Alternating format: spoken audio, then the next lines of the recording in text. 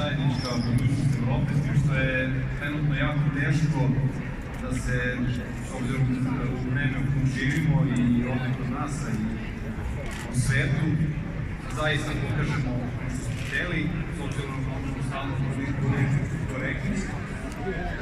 Tako da, ovo je bio jedan konkurs na koji sam se ja kao umetnik prijavio i onda je tim koji je organizovao sve izabrao da ja budem jedan od, kako su to rekli, tehničkih direktora, odnosno da koordinišem umetnike u tome šta ćemo mi zaista da crtamo. Ideja je bila, s obzirom da ovde vidim da je gradonačelnik Novog Sada, bilo je neko kad ljudi čuo, ali da nije ništa sve. Ideja je bila da se murala slika na zidu u Novom Sadu.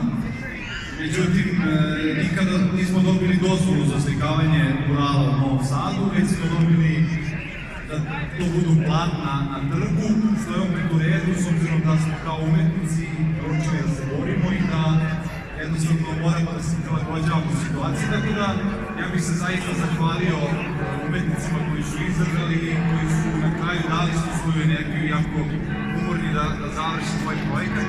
Ovom prilikom bih da se zahvalim agenciji iz Beograda, koji su uradili sjajan posao i koji su pokušali da sve nedostatke doknade i da zaista ovim ljudima učine sjajan boravak u ovom gradu, u gradu kulture. Ja bih samo svima da kažem da je meni lično jako važno što sam deo ovoga, jer ovo je moja otadžbina, ne država, nego otadžbina. I u gradu kulture u Srbiji maštam još od te 2016-17. kada je u Novom Sadu na volševan način prekrećen mural francuskog umetnika Remeda. Niko ne zna okolnosti, ali mural je nestao i to je nešto oslikano u ulici glavnoj.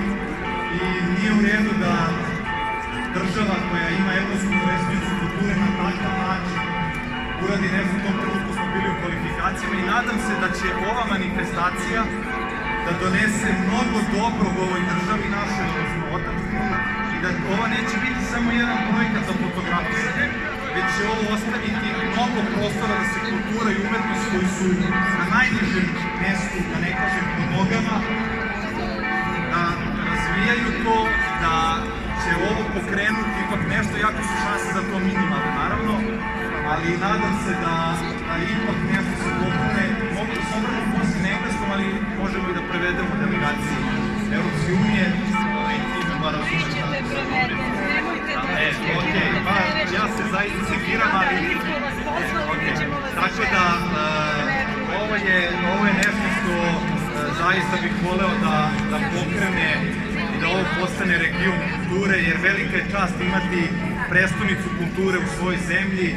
I ja sam ovde pristao da za kampanju Europske unije pro bono radim, jer zaista mislim da je sloboda misli, govora i stvaranja najbitnija stvar i zato do pobede. Danas je veliki dan i živela pobeda i živela Evropa i naša otadžbina Srbije. Hvala.